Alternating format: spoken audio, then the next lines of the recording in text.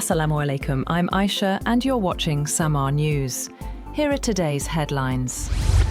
US President Donald Trump has warned Iran that the clock is ticking, threatening consequences if Tehran fails to act quickly. His comments in a social media post came after a drone strike sparked a fire at a nuclear power plant in the United Arab Emirates, adding to fears of renewed escalation in the Gulf as efforts to end the war and reopen shipping routes remain stalled. Meanwhile, Axios reported that President Trump is expected to hold a Situation Room meeting on Tuesday with his top national security advisors to discuss the options for military action regarding Iran.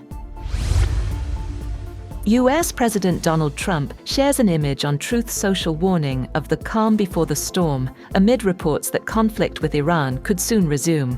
The AI-generated graphic showed Trump alongside a US Navy admiral in front of stormy waters filled with warships, including one carrying the Iranian flag. Trump offered no written explanation for the post. The image appeared as Israeli media reported Trump could decide within 24 hours on possible military action against Iran. Israeli officials also warned that renewed fighting could last from several days to several weeks.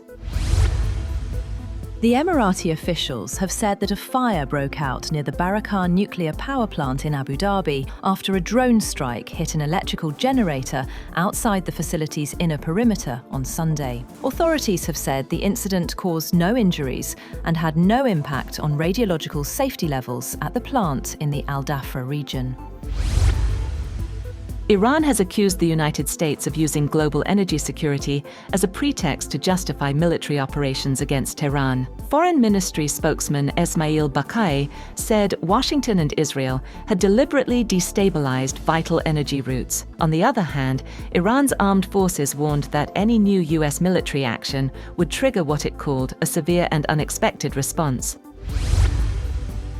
Interior Minister Mohsin Naqvi met Iranian President Masoud Pezeshkian at the presidential palace in Tehran. The private meeting lasted around 90 minutes and was attended by Iranian Interior Minister Eskandar Momeni and Foreign Minister Abbas Araghchi. Naqvi also met Iranian Parliament Speaker Mohammad Bakir Kalibaf during a two-day visit focused on regional peace and dialogue.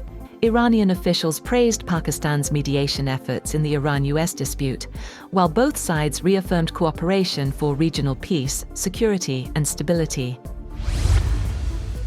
Taiwan President Lai Ching-te has said that Taiwan would not be sacrificed or pressured into giving up its free way of life, after last week's Trump-Xi summit raised concerns on the island about US support. In a social media post, Lai defended continued American arms sales to Taiwan, calling them a security commitment based on US law. Taiwanese President Lai Ching-te says Taiwan's future can only be decided by its own people, stressing that the island does not belong to Beijing. Lai said the term Taiwan independence reflects the position that Taiwan is neither subordinate to nor governed by China. His remarks come shortly after the summit between US President Donald Trump and Chinese President Xi Jinping, which renewed focus on Taiwan's security and international status.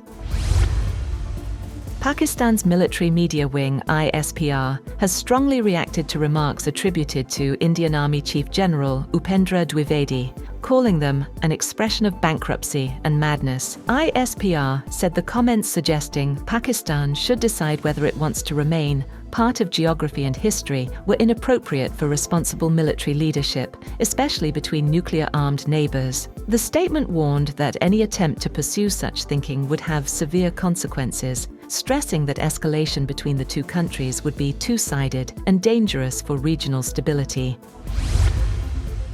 Renowned Nepalese Sherpa guide Kami Rita Sherpa has scaled Mount Everest for a record 32nd time, extending his own world record. The 56-year-old reached the summit while guiding climbers with the 14 Peaks expedition team. Nepal's tourism authorities have praised the achievement as a historic milestone and a major contribution to mountain tourism. And the World Health Organization has declared the Ebola outbreak in the Democratic Republic of Congo and Uganda a public health emergency of international concern after at least 80 suspected deaths. The outbreak involves the rare Bundibugyo strain, for which there are no approved vaccines or treatments, raising fears of wider regional spread. That's all for now. For more updates, visit www.samaa.tv. Thank you for watching Samaa News.